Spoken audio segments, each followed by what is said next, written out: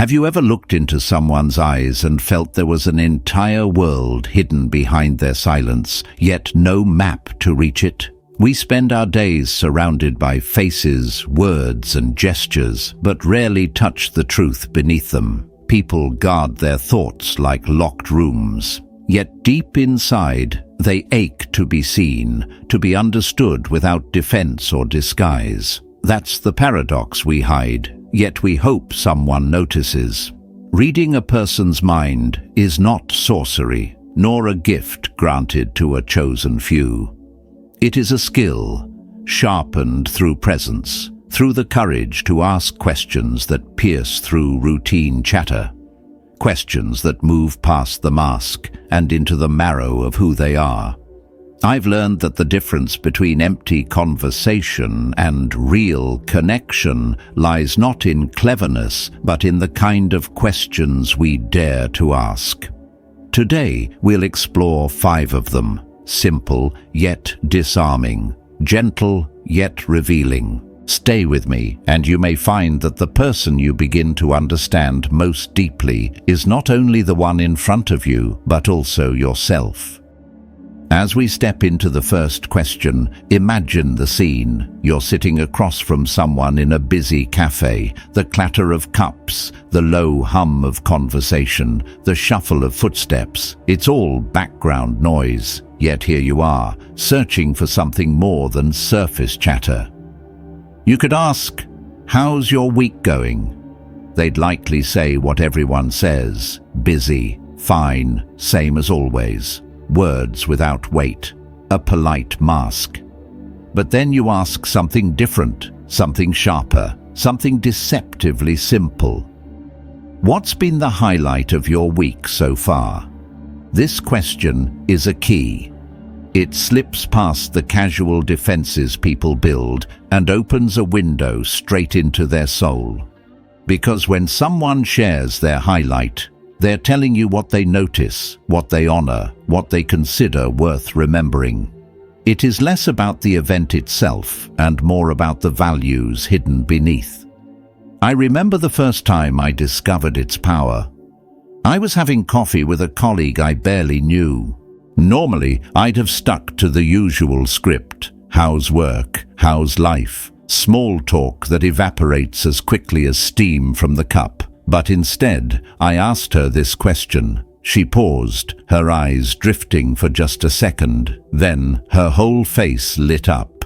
"Honestly," she said, "helping my elderly neighbor move furniture. She was struggling, so I spent my Saturday making sure she was settled." That answer changed everything. It told me her highlight wasn't about personal achievement, money, or recognition. It was about service, about compassion, about joy found in making someone else's burden lighter. 6 months later, I needed someone trustworthy to join a collaborative project. I didn't hesitate. She was the first name that came to mind, and she proved me right, steadfast, selfless, dependable. That one answer given over coffee had already told me the truth of her character. That's why this question matters. It reveals personality instantly. Career-focused people speak about work victories, promotions, breakthroughs. Relationship-centered people speak of family dinners, deep talks with friends, or moments of love. Adventurers talk about the mountain they climbed, the trip they took, the risk they dared. Family-centered souls glow as they recount small but sacred moments with children or a spouse. But it's not just what they say, it's how they say it. Pay attention to the shift. Their eyes brighten, their tone softens or sharpens, their posture loosens. You can almost see their energy changing as they relive that moment. That spark is authenticity, the hidden rhythm of what makes their heart beat faster. Marcus Aurelius once wrote, "Very little is needed to make a happy life. It is all within yourself, in your way of thinking." This question shows you what that very little is for each person. For one, it might be success. For another, connection. For someone else, peace. The words are different, but the essence is the same. The highlight of their week is the mirror of their values. I've asked this question in countless places, at interviews, where the answer tells me more than any resume, on first dates, where it reveals more than curated stories ever could, at networking events, where it cuts through the polished fronts people wear like armor, and it never fails to show me something real. A potential business partner once told me his highlight was finally organizing his garage. That may sound mundane, but it spoke volumes. It told me he valued order, completion, clarity. Later, when we worked together, those qualities proved invaluable in managing projects. Another person said her highlight was discovering a hidden restaurant tucked away in a back alley. The way she described it revealed curiosity, love for hidden gems, and the thrill of being the first to discover something new. That insight allowed me to connect with her on a deeper level, through shared recommendations, through curiosity itself, and sometimes the absence of an answer says just as much. If someone hesitates too long or shrugs, "I can't think of anything," that silence is telling. Maybe they're overwhelmed by hardship. Maybe they've lost the habit of noticing small joys. Maybe they're so consumed by problems that the light has gone unnoticed. Even that is insight. The timing of their highlight also paints a picture. Did it happen at work, at home, alone, or with others? Was it something planned or something that surprised them? These details reveal where they most often find fulfillment. You begin to see patterns: who thrives in community, who flourishes in solitude, who lives for novelty, who treasures routine. But here's where the Stoic lesson cuts deeper. To ask this question is to practice presence. It's to say, "Show me what brings you alive, and I will listen." In doing so, you give the other person a rare gift, space to honor their own joy. Epictetus taught that we suffer not from events, but from our judgment about them. The highlight question reveals which events someone chooses to judge as worthy, which moments they elevate in their memory. That choice tells you everything about their mind, about how they construct meaning in their life. I once spoke to a man whose highlight was simply taking a quiet walk in the park. He described the stillness, the rustle of leaves, the way the air felt heavy with calm. That revealed something subtle. He craved peace over stimulation. Another person said their highlight was finishing a difficult project, finally pushing through exhaustion to see results. That revealed their drive for achievement, for closure, for mastery. Neither answer was better. Both were true. And here lies the inspiration. Asking about someone's highlight is not about gathering trivia. It's about drawing closer to the essence of who they are. To understand what energizes someone is to understand the compass of their life. Once you see that, you can predict how they will respond to stress, what will motivate them, what kind of relationship they will value with you. This is where words stop being casual and start becoming a mirror. So the next time you sit across from someone, don't waste the moment with questions that die on the surface. Ask the one that opens a window. Ask about their highlight. Watch how their answer glows, how their body shifts, how their soul flickers in front of you for just a moment. That flicker is truth. And once you see it, you'll realize this. Knowing what energizes someone is powerful, but it is only the beginning. Because the next question doesn't just reveal joy. It reveals humility, evolution, and the courage to change. That is where we must go next. Moving into the second question, imagine a bridge collapsing behind you as you step forward. The path you once trusted is gone, and in that moment, you must decide, cling to what no longer holds, or walk into a new understanding. This question carries that same force. It doesn't ask about comfort or hobbies. It asks about endings, about the courage to outgrow the beliefs that once defined you. What's something you used to believe that you don't believe anymore? It sounds simple, but it's not. Because to answer honestly, a person must peel back pride. They must admit they were wrong. They must show they've wrestled with themselves and chosen growth over stubbornness. This isn't small talk. It's a confession of evolution. I once sat in an interview with a man whose resume gleamed with accomplishments. His words were polished, his posture sure, but I wasn't interested in how smooth he could sound. I wanted to see his cracks, the places where growth had forced him to break old patterns. So I asked the question. He leaned back, silent for a moment, then said, "I used to think working longer hours meant I was more productive. I'd stay until 9 every night, proud of my grind. But then I realized that the colleagues I judged for leaving early were producing better results than I was. They worked smarter, not longer. That humbled me. It changed everything. That answer revealed more than his degrees ever could. It showed humility. It showed he could observe, admit, and adjust. He wasn't trapped in the prison of his own pride, and over the next 3 years, he proved it. He became one of the most adaptable and effective leaders I had ever worked with. His growth didn't come from a textbook. It came from the courage to say, "I was wrong. Here's the truth." Some people light up at this question. They'll tell you about the things they once clung to and how letting go made them freer. They'll share how they once believed kindness was weakness until life taught them that kindness is power. They'll confess how they once thought asking for help meant they were failing until they learned that real wisdom is found in shared strength. These are the ones who embrace change as a teacher.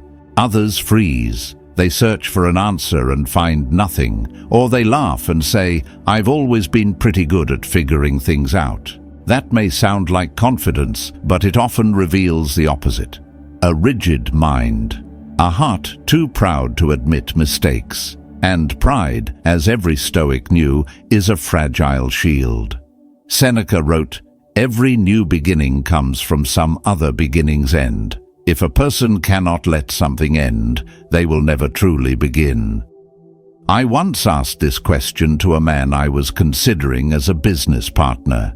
He stared at me for a long time, then said, "Honestly, I can't think of anything." That was enough. I didn't need to push. His silence revealed more than words. He was either blind to himself or unwilling to look. And in the storms of business and life, that blindness becomes a liability. A closed mind is a sinking ship. But the ones who answer with fire in their eyes, those are the people you want beside you. I remember someone telling me, "I used to believe money didn't matter. Now I understand that financial security brings freedom. It allows me to protect what I love." Another said, "I once believed love meant fixing people. Now I see love as acceptance." Different answers, different lessons, but all of them spoke of depth, of scars turned into wisdom. The way people tell their story matters too. Do they frame it with shame, as if admitting failure is humiliation? Or do they frame it with pride, as if growth itself is a badge of honor? A healthy mind sees change not as betrayal of the past, but as refinement of the soul. Marcus Aurelius reminded himself daily that the universe is change and life is opinion. To resist change is to resist the very flow of existence. This question also uncovers how people learn. Some change through pain, when life strips away their illusions. others through study, through quiet reflection, and the courage to test new ideas, and some through the voices of those they trust. Each style reveals how you might walk with them. Do they learn only through crisis, or can they grow through conversation? And what about those who cannot answer at all? They fall into two camps: the unreflective, who simply have not asked themselves enough, and the rigid, who refuse to bend.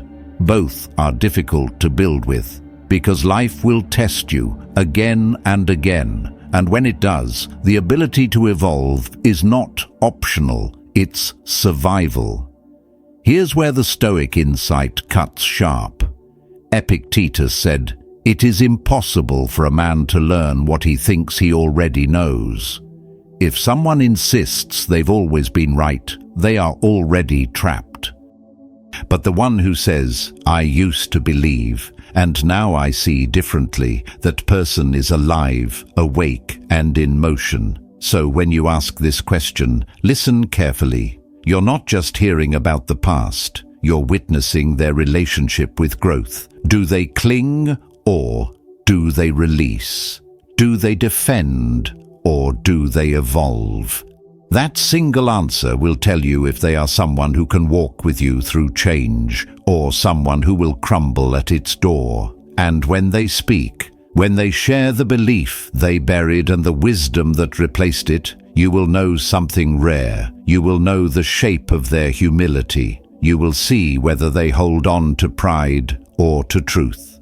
This question strips away illusion. It shows you who can walk forward without fear of endings. And once you see that, you're ready to step into something deeper still, the hidden core values they guard most closely, and the ideals that quietly drive every choice they make.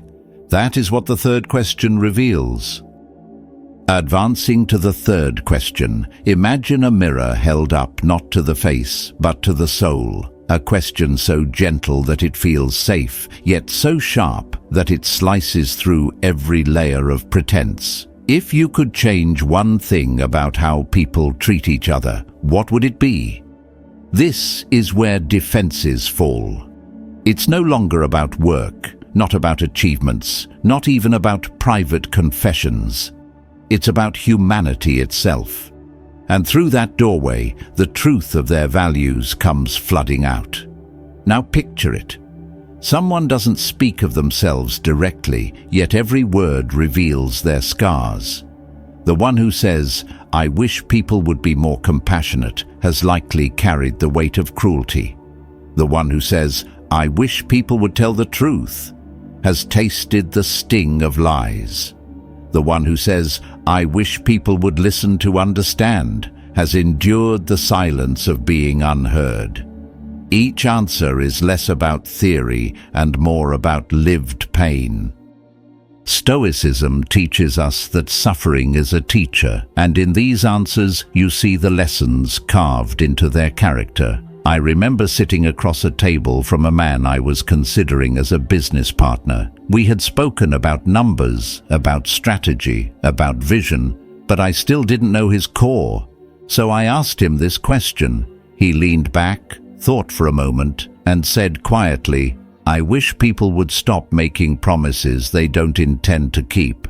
There's something corrosive about casual commitments." His words struck like a blade. In that instant, I saw the blueprint of his soul. Integrity wasn't a slogan for him. It was sacred. And I knew then, if he said 5 minutes, he meant 5 minutes. Years later, that proved true. He became the most reliable partner I had ever worked with, the kind of man who honored every word he spoke. This is where the beauty of the question lies. It doesn't push them to confess their wounds, yet the wounds reveal themselves. I once asked a woman, and without hesitation she said, "I wish people would stop judging others for things they can't control." That wasn't philosophy, it was her life. She had been judged, perhaps mocked, perhaps overlooked, but from that pain she had forged empathy. And when I worked with her later, her gift was clear. She could resolve conflict. She could soften hard edges. She could build bridges where others had only drawn lines. Epictetus once said, "Know first who you are, and then adorn yourself accordingly."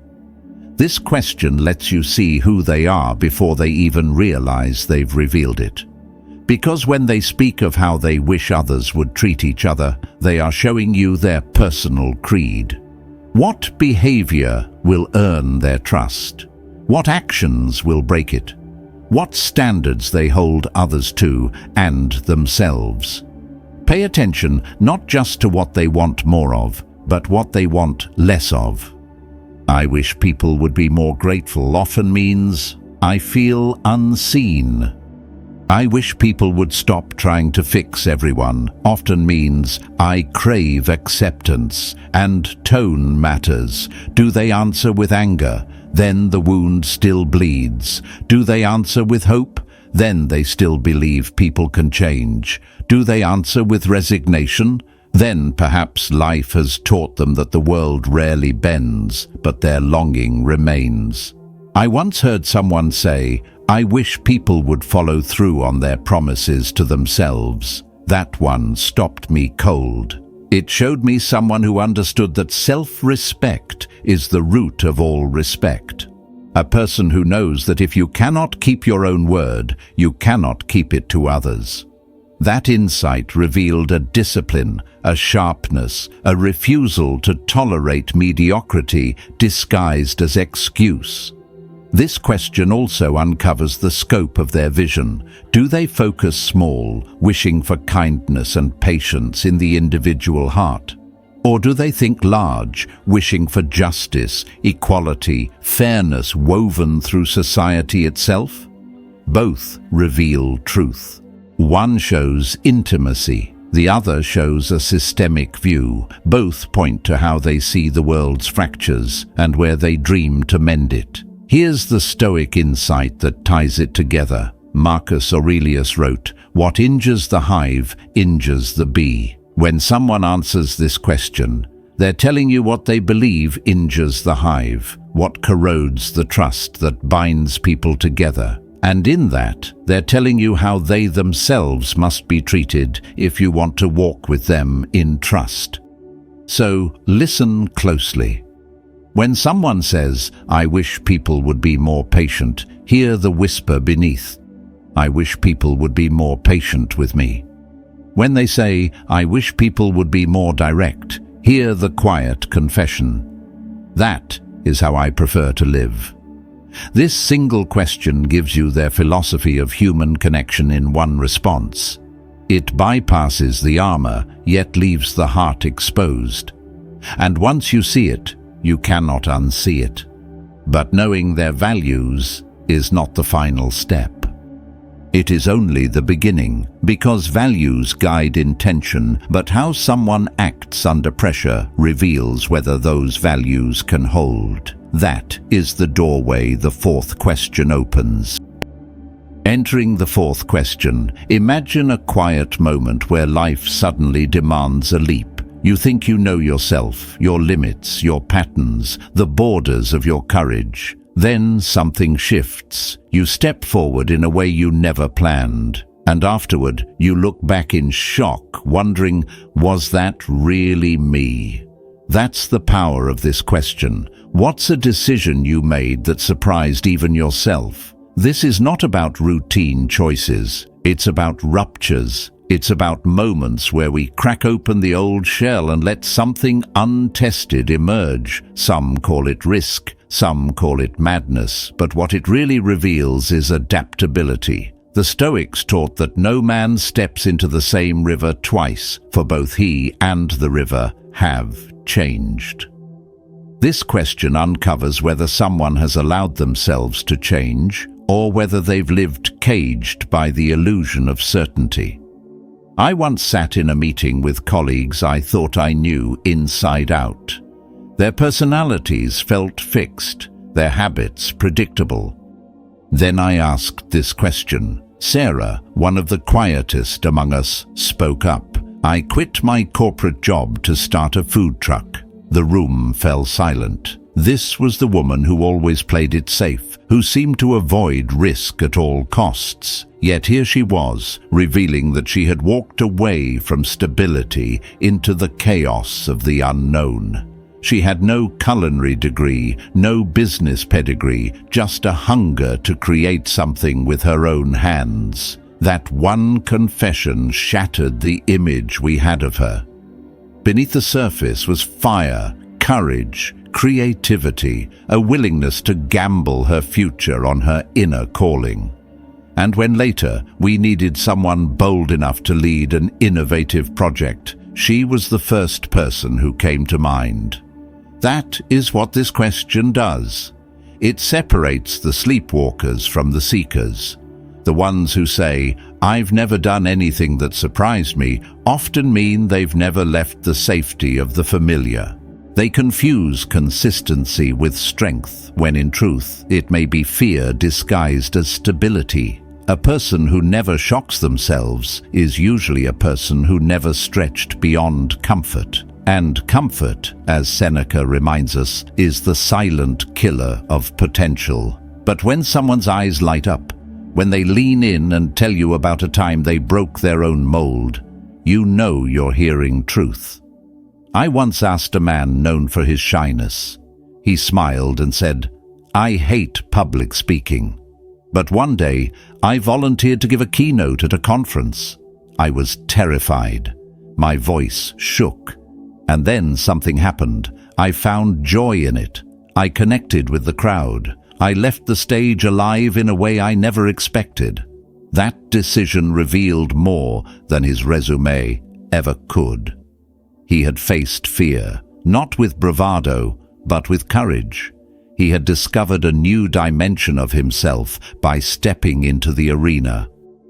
Marcus Aurelius wrote, "Adapt yourself to the life you've been given, but love the people with whom you share it." Adaptation is not passive, it is an act of will. To surprise yourself is to adapt, not by force, but by choice. It shows that a person does not let their own biography trap them. Instead, they write a new page. The tone matters. Do they describe their surprising choice with pride, regret, or curiosity? Pride means they've integrated the growth. Regret may reveal fear of risk. Curiosity signals a spirit of exploration. Each one tells you how they view the act of becoming more than they were. The content matters too. Someone who shocked themselves by standing up to authority has hidden courage. Someone who pursued an unexpected creative path reveals a depth not seen in their day-to-day persona. Someone who tells you they went out of their way to help a stranger shows compassion that doesn't announce itself, but emerges when tested. Even the source of the surprise matters. Was it forced by external pressure, circumstance pushing them into a corner? Or was it born of an inner voice whispering, "Go further"? External surprises show how they respond under fire. Internal surprises reveal whether they can ignite growth from within. Both are invaluable. Let me tell you another story. A friend of mine had always been rigid, by the book, structured, safe.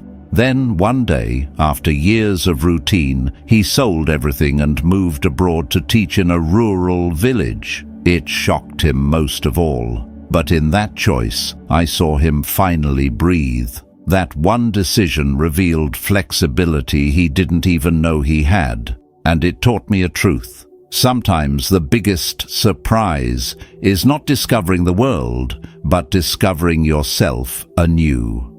The Stoics remind us that change is the nature of life. The seasons turn, the body ages, the world shifts.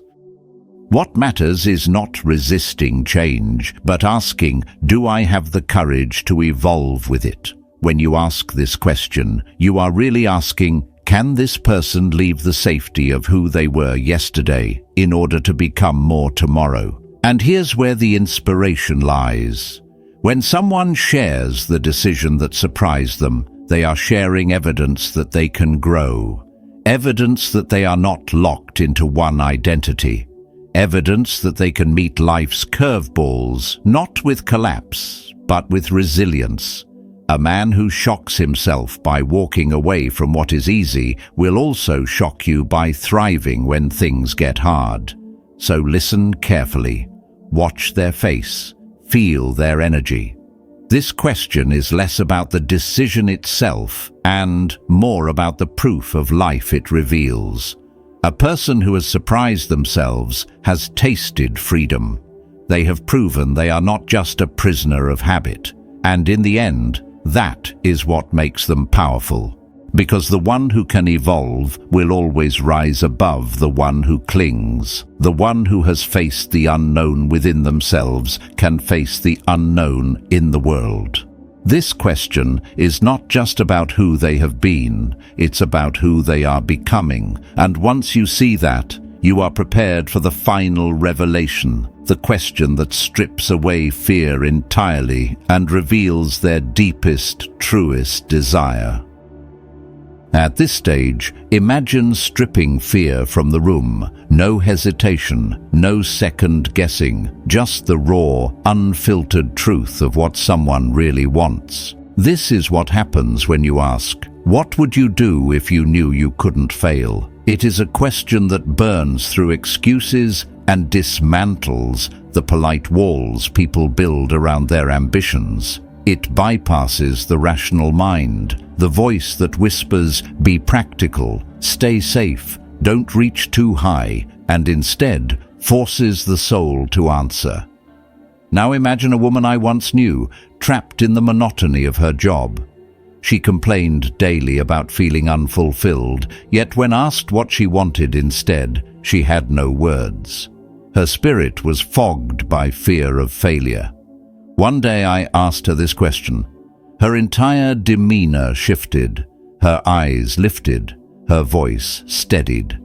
Without hesitation, she said, "I'd open a counseling practice for teenagers, a place where they could talk about depression, family struggles, identity without judgment. A place where stigma would die at the door." For months, she had been restless, complaining, disconnected, but in that one answer, she was alive. 6 months later, she enrolled in a program to pursue that very path. Sometimes people don't need permission to succeed. They need permission to admit what they really want. This is why the question is so powerful. It reveals not what someone thinks they should want, but what they ache for.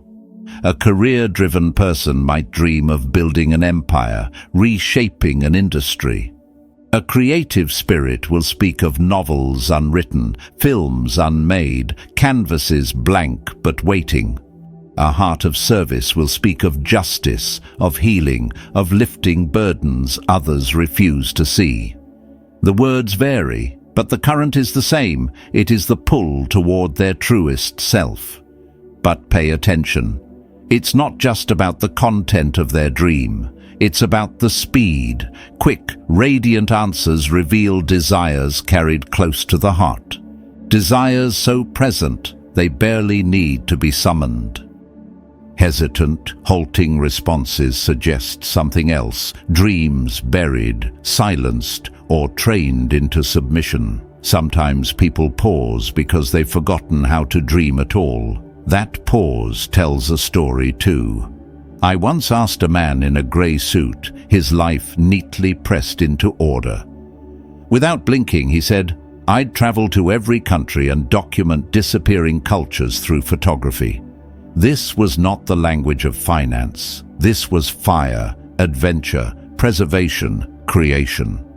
It told me that beneath his conservative role lived a man who longed for connection to the fragile threads of humanity.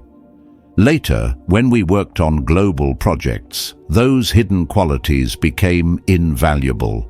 Another woman told me I'd build a foundation for free education in underserved communities. That answer told me she was not chasing prestige, but equality. Her compass was not profit, but justice. and that compass guided how she made decisions, even in corporate rooms where compassion is often absent.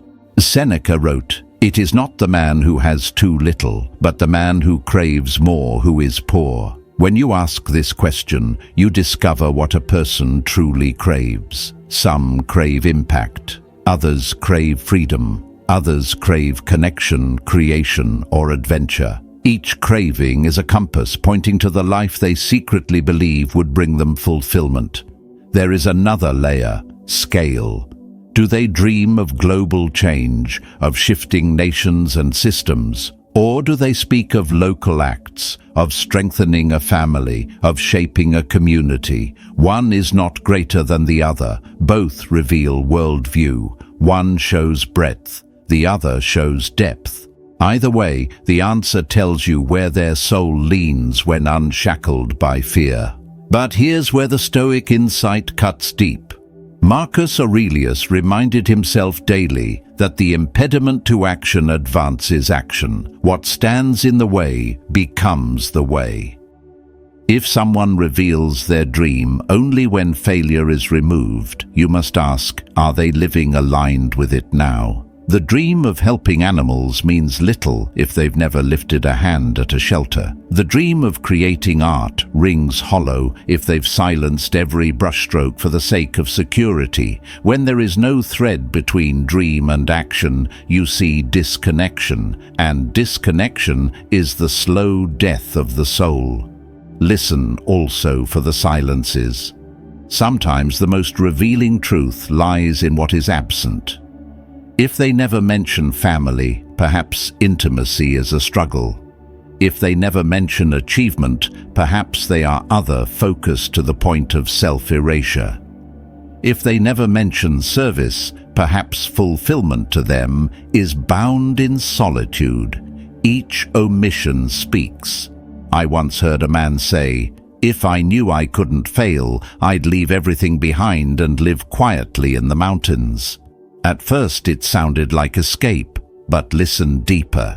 It was a longing for peace, for solitude, for freedom from a life of constant noise. Even that is a dream worth noting, for it tells you what his soul finds intolerable. This question, more than any other, shows you a person's true direction, not the path they walk out of duty, but the road their heart longs for.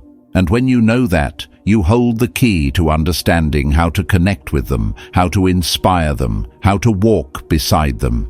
But here is the final truth. Asking the question is easy. Living the answer is not. The Stoics remind us daily, life is short, time is slipping, and fear is the greatest jailer of human potential. The one who dreams but does not act is no freer than the one who never dreamed at all. So, when you hear their answer, remember this. You are not just listening to fantasy. You are listening to a map. And when you hear your own answer, do not dismiss it as wishful thinking. It is your soul's direction. The obstacle is fear. Remove it, and the path is clear. And with that, we close the circle. The 5 questions are not tricks, not manipulations, but windows. Windows into energy, humility, values, courage, and desire. Together they show you the architecture of a soul, and if you dare to ask them, and to answer them honestly, you will not just understand others more deeply, you will understand yourself. Remember, the purpose of reading someone's mind is not to gain control, but to see them clearly enough to build bonds that matter. When you notice their highlights, their growth, their values, their surprises, and their dreams, you move beyond words into genuine connection. If this message spoke to you, subscribe so you never miss the next step on this journey. Share your thoughts in the comments with the phrase, "True connection." Keep going, stay open, and I'll meet you in the next lesson.